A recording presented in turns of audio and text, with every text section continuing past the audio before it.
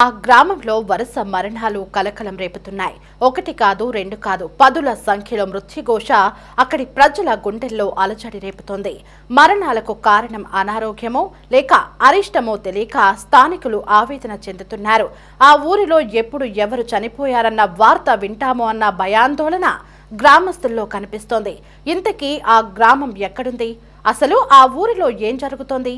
గ్రామంలో వరుస మరణాల మర్మమేంటి? Let's watch it.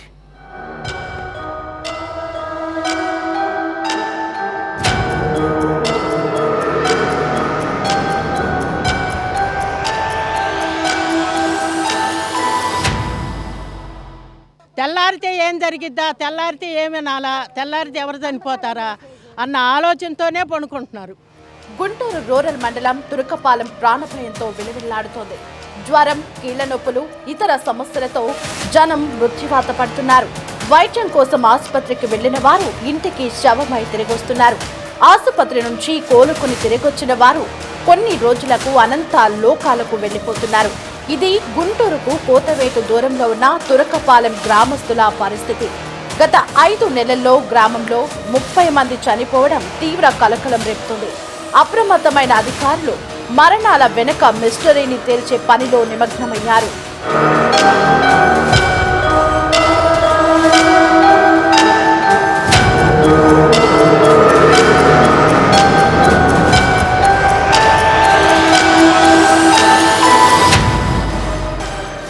దాదాపు 3000 జనాభా ఉన్న తురకపాలెం గ్రామంలో 5 నెలల్లో 30 మరణాలు సంభవించాయి.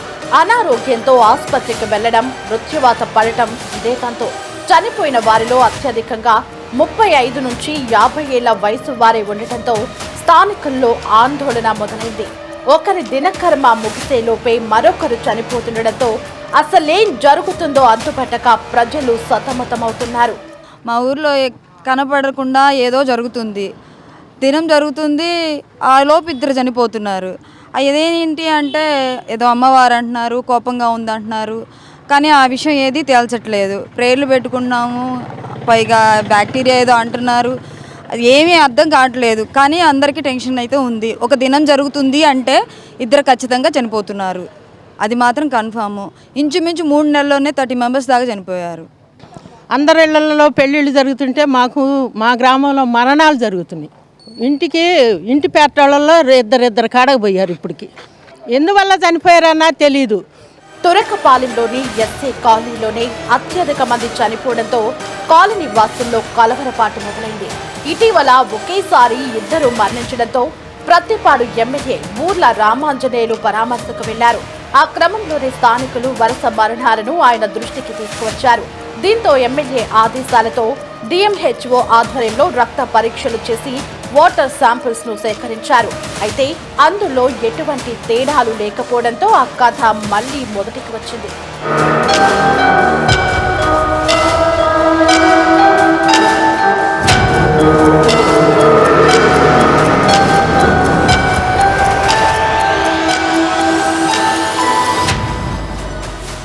మరోవైపు కాలనీ త్రాగునీరు సరఫరా చేసే బోరు చుట్టూ కలుషిత నీరు చేరిందన్న అనుమానంతో ఆ బోరు నుంచి నీరు తోడటమే ఆపేశారు.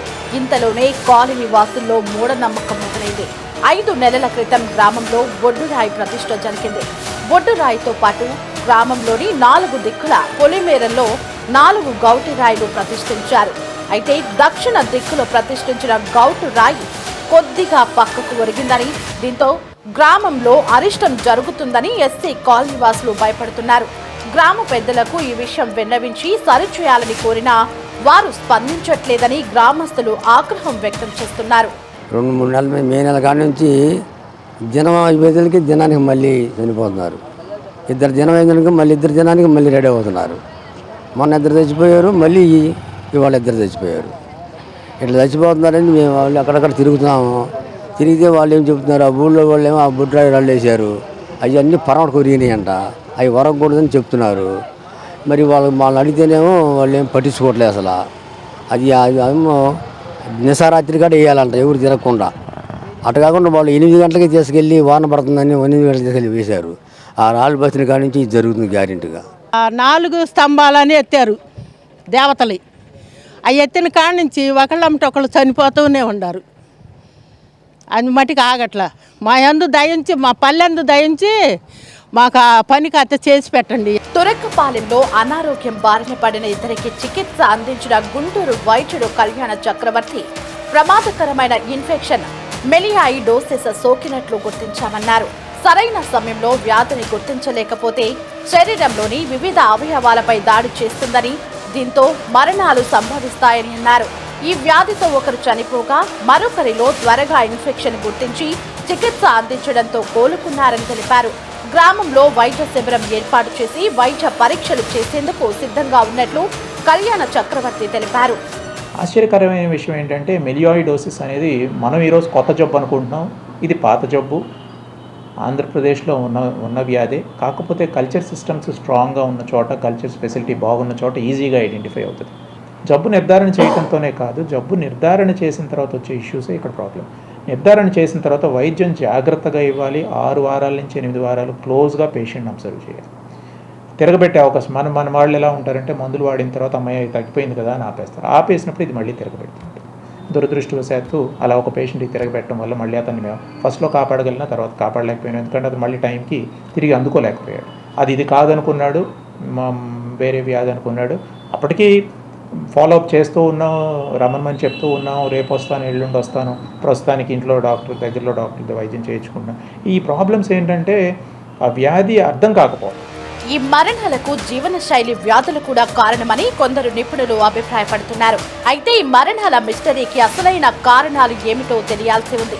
2 రోజుల్లో రక్త నమూనాలు, నీటి నమూనాలు పరీక్షించి ఫలితాలని వైద్య ఆరోగ్య శాఖ వెల్లడించనుంది.